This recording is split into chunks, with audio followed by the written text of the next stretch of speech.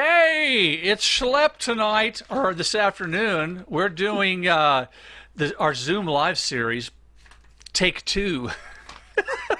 A long story. Yeah, but we're gonna make it work this time because it's doing good right now, and I'm glad that I could see you and hear you. Yeah, Oh, yeah, yeah. I got to say, I think it was my fault mainly because I was using some earbuds, and I don't think I got. I don't know. We'll never know. It's a mystery. But and let it stay a mystery, we've, unsolved. we've got it this time. Hey, thanks for joining me today, man. I appreciate it so much, and You're welcome. this is going to be good. I mean, because a lot of your friends were kind of like, oh, that it didn't get to see you but now they're going to get to see you, see what you look Well, like. both of my friends, you mean? Well, that's all you need. You got to have one good friend is all you really need, right? Yeah. Hey, everybody, it's Peter Wright from Trapeze. Now, do you go by Pete or Peter? Well, it varies. It depends. You can either one. Maybe Pete by more of the group people, and then Now, my mother always called me Peter, but my Auntie Von, dad's sister, used to call me Pete. And so I've been called a lot of things. So either is fine, or either Okay, is so hopefully I can be a groupie today and call you Pete. we'll do And Pete. We'll do Pete. so, did you ever get in trouble when you were younger and they called you with your middle name involved as well? You know, it happened a few times, David, of course, but quite a few times over here because, I mean, it's been a long time since I lived in the UK, and you're always using your IDs over here, and driver's license and this.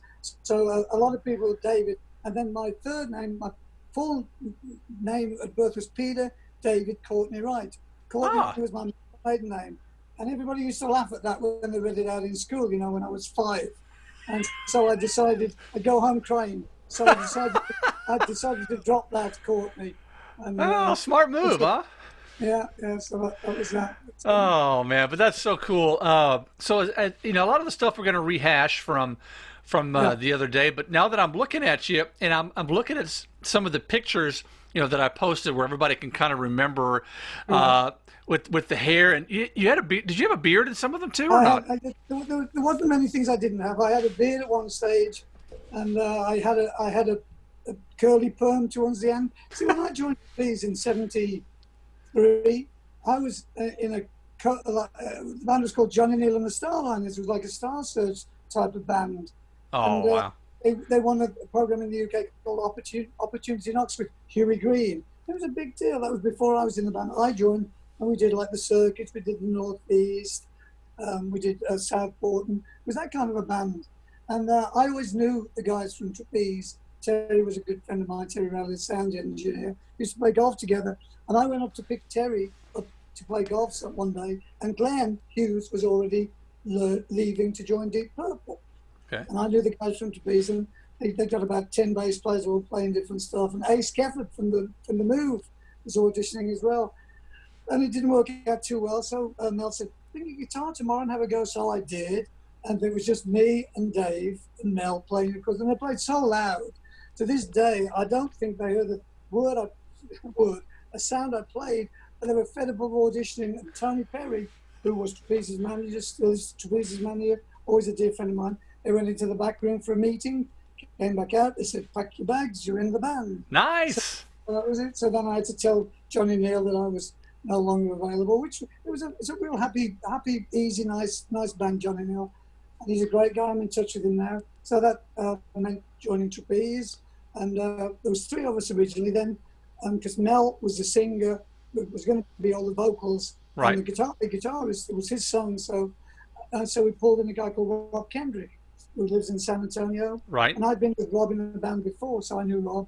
So we went from a 3-piece to a 4-piece with the 2 guitars. It was good. They used to share lead breaks, and it filled it out a lot. So that was that. So how kind of like I guess worldwide and stuff like that. How popular was trapeze at that time you jumped in? Well, they'd had Medusa and You're the Music. So I don't really know about worldwide, but definitely Europe and America. Texas in particular was a real strong hold. And as you know, Hotwire was in the charts. Right. So So that was that. so did you ever when you were down in San Antonio, the Joe Anthony, the Godfather, over at 99.5 Kiss, he was very instrumental. Did you ever get to meet Joe? I don't think so. I don't think so because we played in San Antonio with the first time I think we played there was with Joe Cocker, and it was Okay. amazing. But see, I mentioned this before. We never had a tour bus. We used to drive or fly, and the roadies had the truck. Three roadies: Andy, Toothy, and Baggy. Unfortunately, all passed away.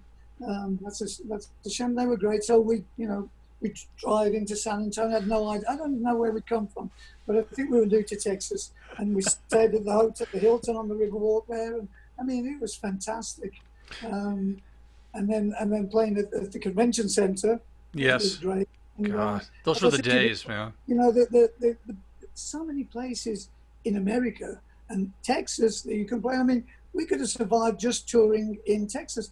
Oh. If we'd have been as popular nationwide as we're in Texas, we would have been, rolling in whatever, we would have Oh been no, rolling. and back then, San Antonio was the known as the heavy metal capital of the world, but trapeze music was extraordinary, and Joe Anthony loved loved trapeze. He Because loved. Jack Orban with Stone City. I mean, Oh yeah, they promoted a lot of our gigs, and I said Tony Perry was the manager. We were always based in the UK, always based in Wolverhampton. Tony Perry had an agency called Astra International.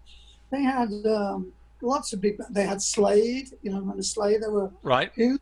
Yes. Not but not here, but worldwide. And they had Rod Argent and a bunch of other bands. Wow. Trapeze was one of them. And so Tony was the manager then. The first time Trapeze came over was with just a three-piece. And originally they recorded on the Threshold label, which was the Moody Blues. And Okay. John Lodge produced the first album. And then when they came over, they were opening for the Moody Blues. So that was a foot in the door. And then they met a guy called Morris Price, who was the agent. Now, Morris was from Dallas. So when we had any free time, which was quite often, we had a few days, Morris's tours were a little bit, we went from Beaumont to Chicago to Corpus Christi to, El Paso. That was how Morris used to book the gigs. So God bless him. Morris is a great guy. God. So we did a lot of traveling, but it was fun. I mean, for coming over from the UK, never been to America before. I was 23. I mean, it was mind blowing. The gigs, the size of the damn country, the women. My Yeah. word. The English girls are a lot more. Well, they were a lot more subdued than the Americans. I mean, when you went down the pub in the UK, if you took your girlfriend or whatever, the girls would sit down and chit chat about women's stuff, knitting and that kind of stuff. And of course, the guys would be at the bar drinking and Knitting. telling dirty jokes. No, the American women have overtaken us all now. I think so. Yeah. I think so. Hey, let me ask you this here. If Mel and Dave, well, maybe not necessarily Dave would be along, but if Mel and Rob were still with us, I'm sorry, if Mel and Dave were still with us, do you think Trapeze would be doing a final orders tour like UFO type of thing is doing? I wouldn't be surprised. I would think the answer would be yes. I'm sure Mel would love to do it. I would have loved to have done it. And I don't know. And Dave, I'm sure. And I would definitely be in. I don't know about Rob. And we don't see much of Rob, unfortunately, even though he's in San Antonio. Yeah. So I would say yes, definitely. And I know Tony would be for it. And we would have to get another agent because Morris is no longer with us. But, Yeah. Yeah. Oh my gosh. So what does Mel's son think about all this stuff that his dad did? Oh, Marcus is a great guy. He's extremely proud of his dad. When I met Marcus, it's when I was first in Trapeze, and Marcus was a baby. He was like a couple of years old, 3 years old, something like that. And I've friends on Facebook and chit-chatted to him a lot, but I never actually met him physically till when I went over to the UK about a year and a half ago. My dad's sister, my Auntie Yvonne, passed away, so I went over to visit her before she passed away. And it was funny because it was February, and normally the weather's pretty lousy in the UK. February, well, this time it was great. So I went over to Cannock, just the other side of Cannock, with John Hackney, and we went into a pub and I met Marcus, and great guy, a lot of fun chit chatting. And funnily enough, Pete Golby, who was in Trapeze, Pete was from Uriah. He joined Trapeze Okay. A while back, and he was in that area. So I thought, we'd great. We'd try and meet up with Golby, but he had prior engagements, so that would have been nice to see Pete and Nelson together. And Oh didn't man, work out, but yeah. that is so cool. But like I said, our first time talking, Hotwire was the first time that I was actually introduced to trapeze, Right. and what a great introduction. And that would be that classic lineup of Mel, you, Rob, and Dave. I see, there it is. We are fans. And is that ice cream like melting now in Dallas? Well, it would have been eaten by now. I mean, I wish I could tell you some deep insight into the cover. I think Warner Brothers just did what they wanted to do. I'm sure we had to approve it, but No, hey, take that back and point to yourself there, so everybody can see now which one is it? the handsome lad. There Look you at go. this. There it is. There's Melvin, Mel. His nickname was Jack. There's Yeah. Mr. Kent, Rob, and Dave Holland. There's Now, Dave. a story I've told Bruce. Bruce has heard these stories a million times already. Dave Holland used to be in a band called Pinkerton's Assorted Colours, and they had a hit in the UK with a song called Mirror Mirror. It was Google it sometimes. A good song. I was going to sing it, but I better not. Anyway, so my school band, we were like 15, 16. We used to play at a place called Stourbridge Town Hall, where I saw the Cream, I saw the Who, Screaming Lord Sutch, lots of bands played there. Well, we were opening for Pinkerton's Assorted Colours, Dave's band. And I was backstage and got a picture of Dave on their flyers. And I got Dave to sign it. And then years later, I told him the story, which I don't know if he appreciated it or not, but it was a good story. And unfortunately, I don't have that picture anymore. But got Dave's autograph. That's all right. You got it right here is where you have it. Yeah. Oh, yeah. That is so cool. So, who replaced Dave when he left to? The guy's name is Steve Bray.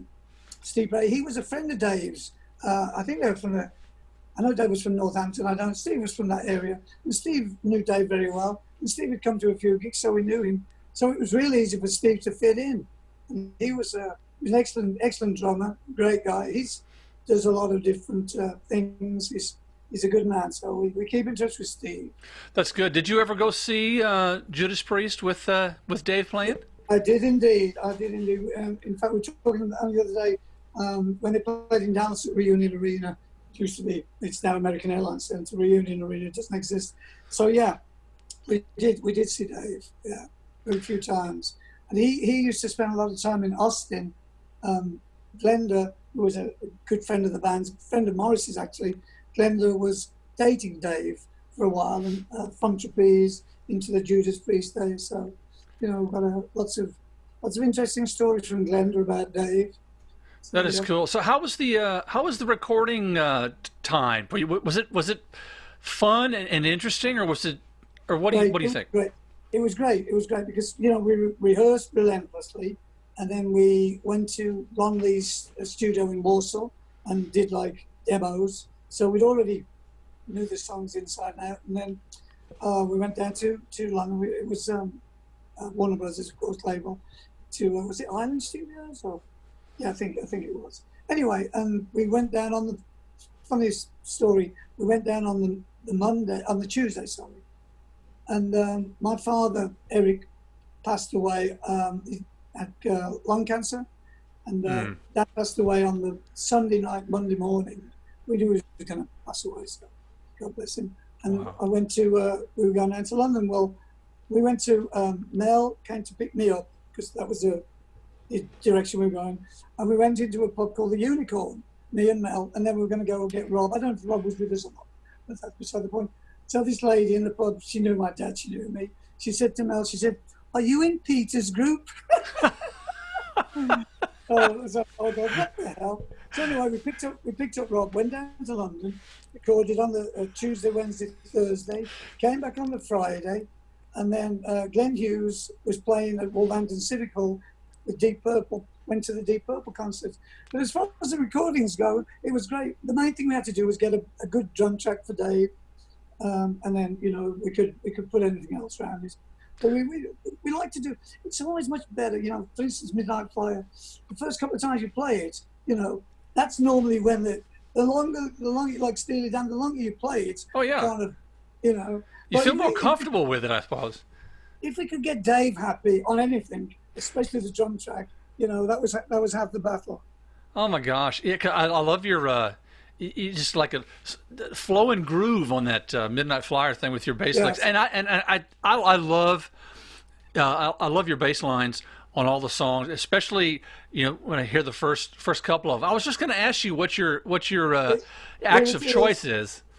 62 Fender Jazz. Oh man! Used to be that funky red color. This is kind of close to it. That was the color it was. And Oh my. so that kind of color. Okay, all right. So is that the first, and I bought it from Graham Hollis, who had a music shop on the Stafford Road.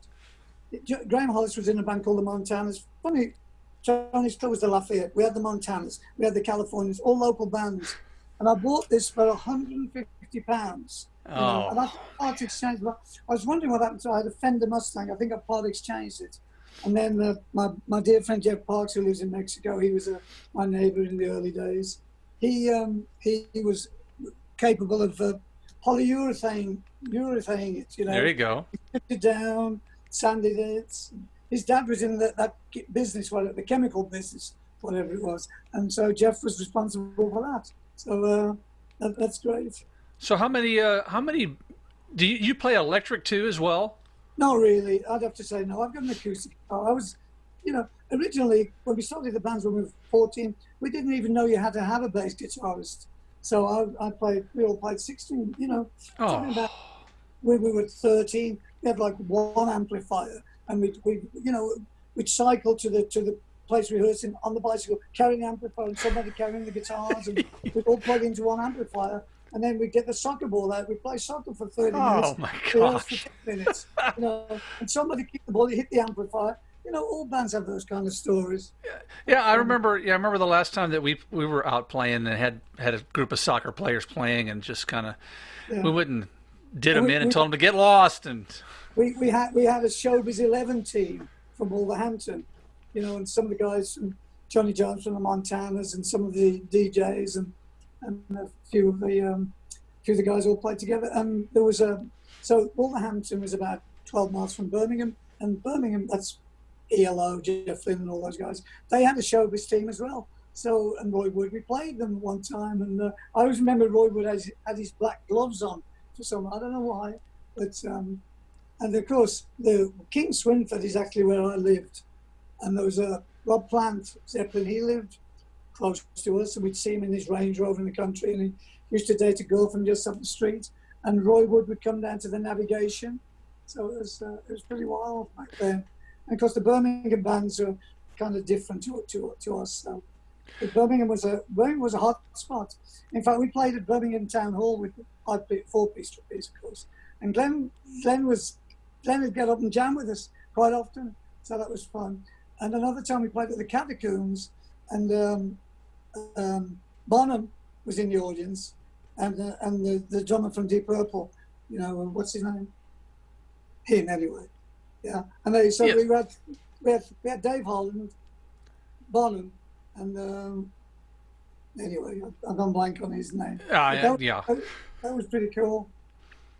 Yeah, it was quite an experience, recording. So do you have if you ever have guests at the house, maybe that are just coming by for the first time, does anybody ever say, "Hey, can you still play? Do you still know the licks for some of those songs?" Yes, and I don't let them stay very long.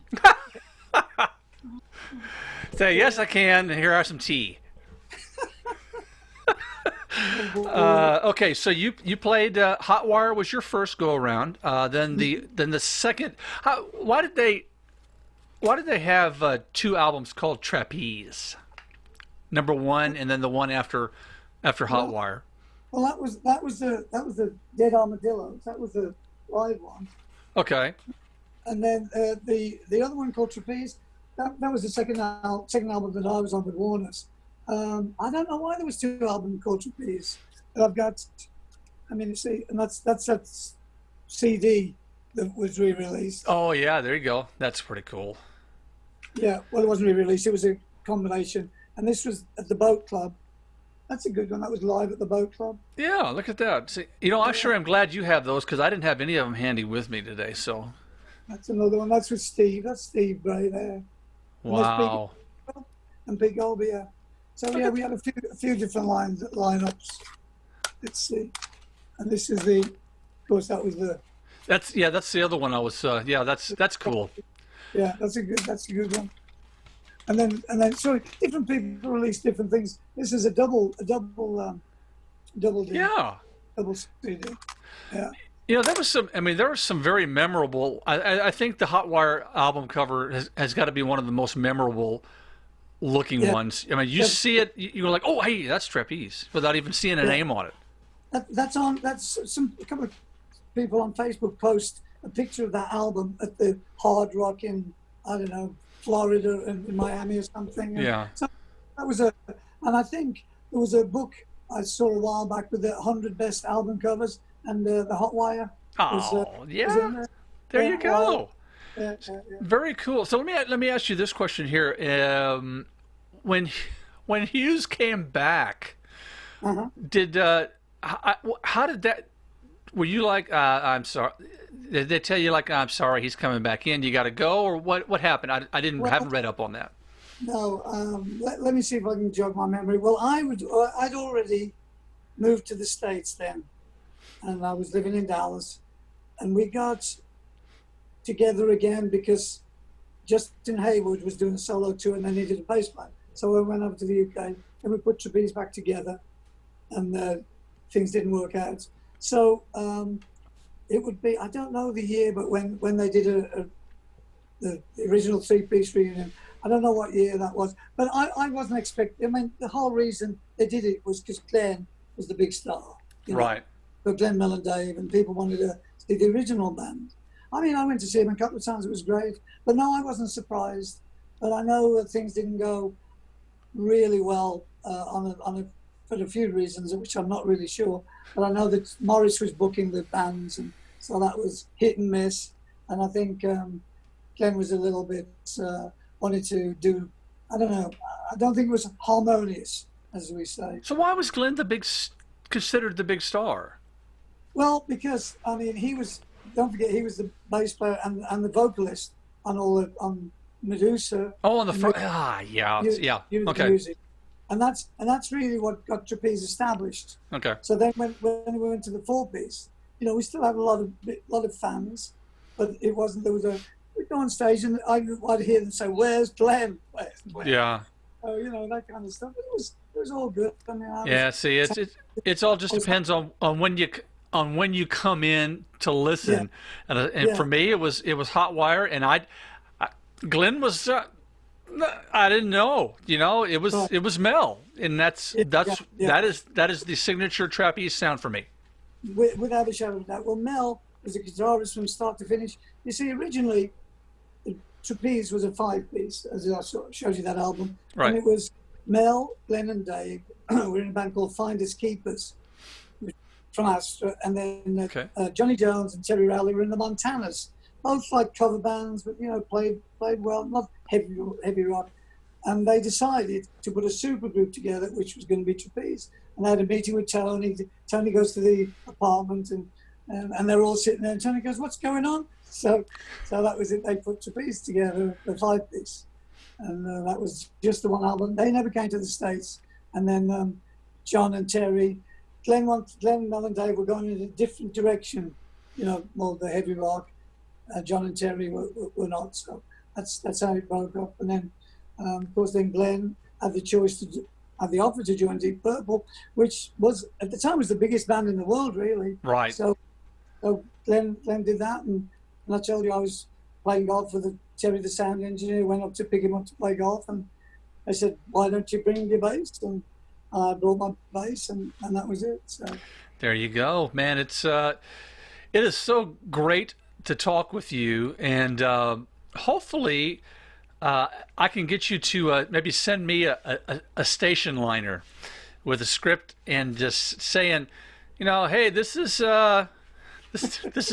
Pete, and you're listening to the Rock Vault, the best classic rock that plays trapeze, That's great. something like that. So Yeah. I just have to have stuff like that. Well, one of these days when I come down, because Tony Perry, our manager, his daughter's name's Susie Perry. She, from which she used to do the Formula One motor racing, presented, and she does the MotoGP, which is Circuit of the Americas down in Austin. Oh yes. If we are ever allowed to do anything like that anytime soon, Yeah. I'll hook up with you some way, somehow down there. That would be awesome. In New Brunswick, where are you? Yeah, New Braunfels. Yeah, right Yeah, in yeah. right in between San Antonio and Austin. Yeah. We were the river tubing capital of the world, and Yeah. Schlitterbahn here, and then of course Yeah. COVID-19, and then well. No kidding. No kidding. I've been there. I've been probably with Carl Schwartz, and I think we did something on the river, and met some of those nasty students, girls who want to take advantage of you. Yeah, isn't that a It shame? happens to the best of us. Yeah, well, let me see if there's anything else I have to get off my chest here. No, it's basically just I am so glad that I got the opportunity to chat with you and meet you virtual to virtual here, and because of after our talk the other night, I did side one of the album. Right. But because of my snafu of our little technical difficulty thing, I'm going to play the whole thing this Tuesday. Good. So and I want you to be able to tell your friends, and and we'll play the interview here. So for those that are thinking it's live, it's pre-recorded. Okay. And you could tell all your friends that they can watch, and they'll be happy that they finally get to see you. It's going like, is that Pete? Really? Oh yeah, we age gracefully, and we still look good. I have to say. That's my grandfather clock in the background. Yeah. It stopped. It- Yeah, oh. we do age gracefully. Well, you should have seen me about 10 years ago when I was drinking like there was no tomorrow. But I've got 8 years sobriety. Well, congratulations. Thanks to a lot of friends. Glenn Hughes was very helpful in getting my ass together. So Well, you look good. I have to say. So, even though you look at the pictures, I look back at pictures of me in the '80s playing and go like, man, I was so skinny. I had short hair, and and now look at me. What happened? I used to have a 28, 30-inch waist. Now I'm 40 something. I don't know. Hey, well, you're Now mature. I'm 34-inch waist, but that's coming down as we speak. Oh my gosh, that's awesome. Did you see this? What do you got there? That's cassette. Okay. Yeah, for Trapeze. those that are not sure exactly what that is a cassette. Yes. I don't have any 8 tracks, but Oh my gosh, what CD was that? this I'm a was- CD. this- What cassette? Yeah, cassette Trapeze. Yeah. Okay. I don't know where I got that from. Nice. That is very cool. All right, so I look forward to meeting you in person at some point. And Definitely. thank you so much for joining me. It's been an honor to get with you, and that's I loved to meet folks in my history. Am I blushing? I don't know. I don't have my color mode going here, so I can maybe I'll My make makeup girl didn't do a very good job today. Nah, She made me look 20 years younger. But just fire her and be done. yeah. Thank you so much, and Yes. tell everybody hello, and we'll do this again sometime, brother. Definitely. Pete, Thank you very Pete much. Wright, and I call him Pete. Really enjoy. He's gone, so we'll see you later. It's Schlepp. Okay. There he is. It's Schlepp at the Rock Vault. Pete Wright joining me tonight, and this is fun. So look for it on Goodbye. Facebook Live. We'll see you later, brother. Take care. Wish my soccer team luck. Wish my soccer team luck. Good luck. We're all counting see on you. you. Take care, man. Take care, buddy. We'll see Bye-bye. you.